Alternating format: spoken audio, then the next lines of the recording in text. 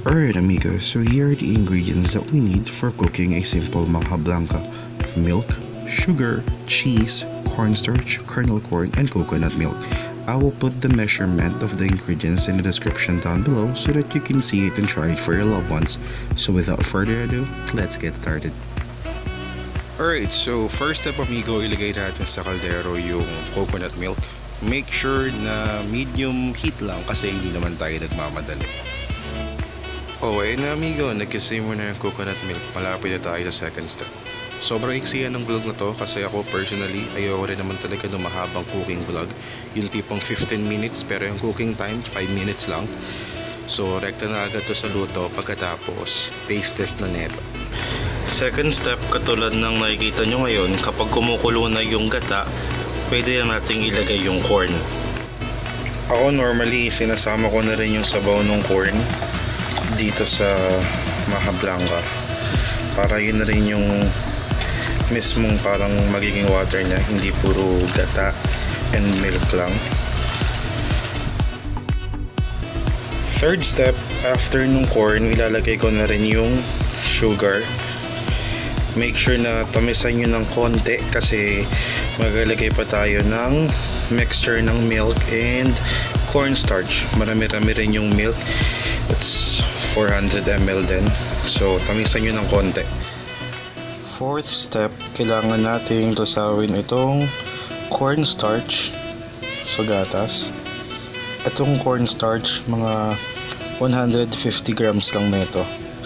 Pag lusaw na, ilalagay na natin siya dun sa kumukulong gata na may corn.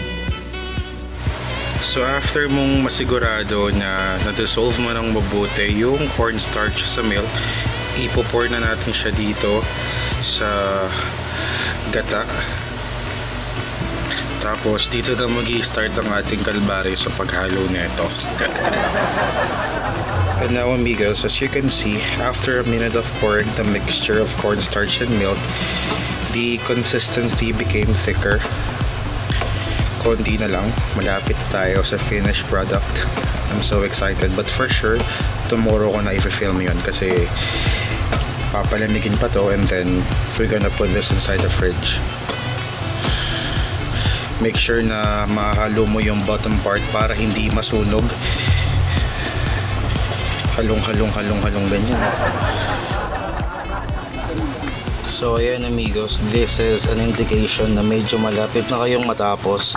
As you can see, kumukulo na siya. Siguro a minute or two okay na to. Maglalagay na tayo sa tray na itong maha.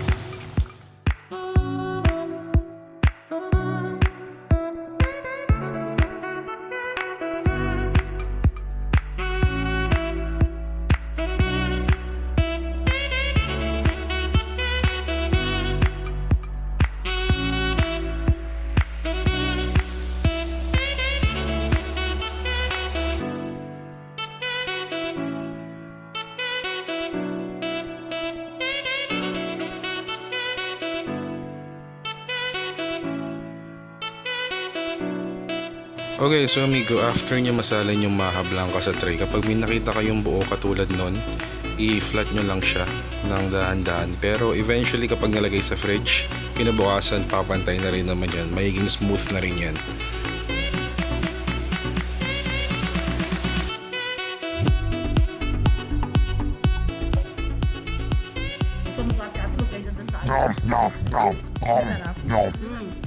Masarap. Paano ba? Masarap pala. Na-offer naman ko sa video mo. Ito nagmura. Ito naman. Ano? Masarap eh. Ay! Lasang maha. Oh my gosh. Hindi, masarap nga. Tinipid ba sa mais? Ito oh. Tinido. Hindi.